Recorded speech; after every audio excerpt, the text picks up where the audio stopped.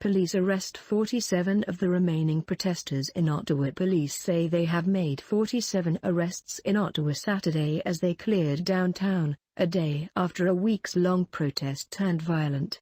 City, provincial and federal law enforcement officers began an unprecedented operation Friday morning to remove demonstrators, their trucks and cars, that have been blockading the streets. On Friday, more than 100 people were arrested and 21 vehicles were towed. Another 38 vehicles have been towed since Friday, police say. Wellington Street in front of Parliament has been cleared. Police say they will continue restoring the streets to normal order over the coming days.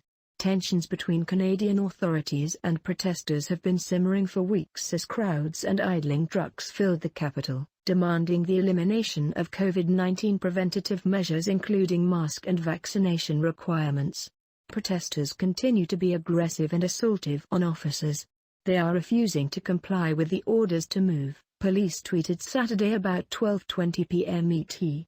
You will have seen officers use a chemical irritant in an effort to stop the assaultive behavior and for officer safety. Police tweeted Saturday that they had arrested protesters with smoke grenades and fireworks and wearing body armor.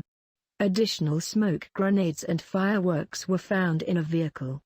One protester launched a gas canister and was arrested, Ottawa police said in a tweet. Police said their response would have public and officer safety in mind.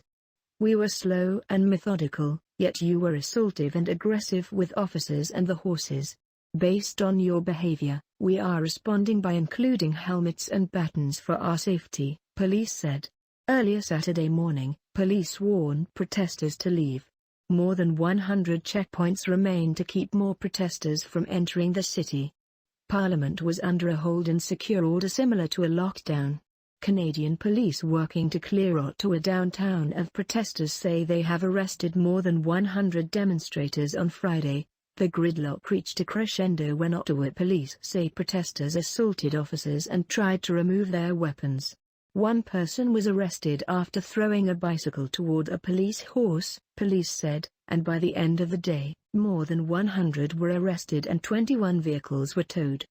Demonstrators have been blockading Ottawa streets since January 29. Despite threats of legal consequences, many showed no signs of backing down.